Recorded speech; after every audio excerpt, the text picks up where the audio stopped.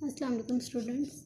आज का जो हमारा लेक्चर है मैथ ए का लेक्चर नंबर 3 ये है। इसमें आपने क्या फाइंड करना है, solution for non homogeneous equations. ठीक है।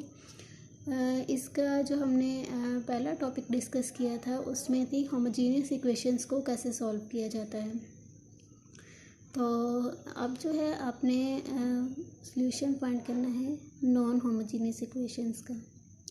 फर्स्ट ऑफ ऑल आपको पता होना चाहिए कि नॉन होमोजीनियस इक्वेशन किस तरह की होती है।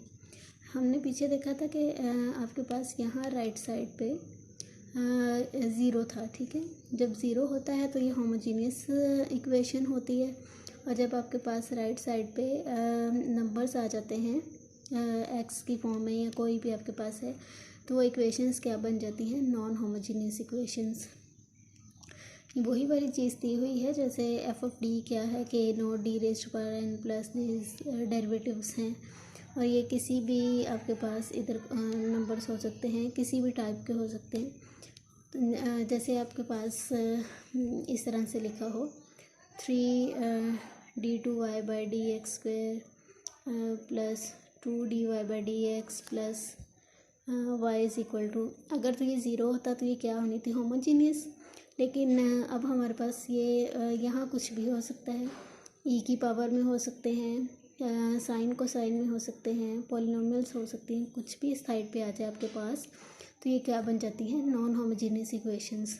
नॉन होमोजीनियस इक्वेशंस को सॉल्व करने हैं तो इसके आपके पास इसके सॉल्यूशन जो है कंसिस्ट करता है 2 पार्ट्स पे। कौन कौन से पार्ट्स होते हैं? पहला पार्ट है कम्प्लीमेंट्री फंक्शन और सेकंड पार्ट है पर्टिकुलर इंटीग्रल। कम्प्लीमेंट्री फंक्शन क्या होते हैं? ये सेम वही प्रोसीजर है जो कि हमने होमोजीनियस इक्वेशंस के लिए किया है। ठीक है, देखिए ये लिखा हुआ है कि complementary function is the solution of homogeneous equation F D of Y is equal to 0। ये जो इक्वेशन थी आपके पास ये वाली, अगर आप इसको 0 लिख देते हैं तो ये क्या बन जाएगी, होमोजीनियस। तो इसका जो सॉल्यूशन फाइंड करेंगे उसको हम क्या कहते हैं, कम्प्लीमेंट्री फंक्शन। ठीक है, यहाँ तक तो अब आपने पिछले वाले तरीके से करना है। इसमें जो नई टाइप शामिल होगी, जहाँ आपने जो सेकंड इसका पार्ट फाइंड करना होगा, उसको हम कहते हैं particular integral. Particular integral of equation number 1 के लिए हम सबसे पहले इसको लिखते हैं वाई पी, और जो कम्प्लीमेंट्री है उसको आप क्या लिख देते हैं, वाई ऑफ सी। मतलब पिछले क्वेश्चंस में होमोजीनियस में जनरल सॉल्यूशन फाइंड करते थे तो सिर्फ हम क्या कर देते थे, कम्प्लीमेंट्री फंक्शंस फाइंड करते थे। लेकिन इसमें जब आपने पर्टिकुलर इंटीग्रल फाइंड करना है, होमोजीनियस को नॉन होमोजीनियस को सॉल्व करना है, तो उसमें 2 चीज़ें फाइंड करेंगे, एक कम्प्लीमेंट्री फंक्शन और एक क्या होता है, पर्टिकुलर इंटीग्रल।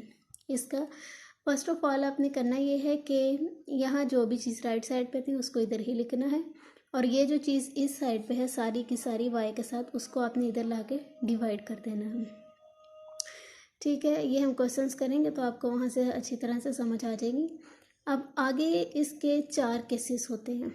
4 केसेस में से हम पहला केस डिस्कस करते हैं, when F of X is of the form E raise to power A X where A is a constant number.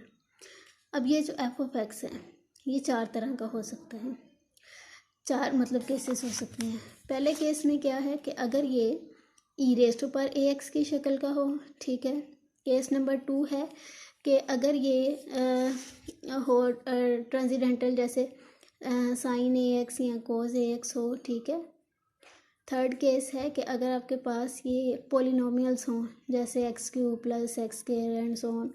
और फोर्थ केस है प्रोडक्ट हो, एक तो एक्सपोनेंट वाला हो, साथ में या ये मल्टीप्लाई हो रहा हो या ये मल्टीप्लाई हो रहा हो। तब हम क्या करते हैं, आज हम अपना पहला केस डिस्कस करते हैं। तो पहले केस में क्या है कि आपने कैसा एफ ऑफ एक्स होना चाहिए, is of the form E raise to power A X. सबसे पहला काम हम क्या करते हैं, अगर हमारा एफ ऑफ एक्स किस टाइप का है, E raise to power A X over F of T. सबसे पहला काम आपने क्या करना है, अच्छी तरह से इसको समझें। आपके पास e raise to power A x है, मतलब ई की पावर में जो एक्स है उसके साथ जो भी चीज़ होगी वो आपके पास क्या होगा, ए होगा। जैसे ये है अगर ई रेस्ट पर 3x, तो इसमें ए क्या है, 3। अगर आपके पास यहाँ है ई रेस्ट पर x, तो इसमें आपके पास ए क्या है, 1। ठीक है।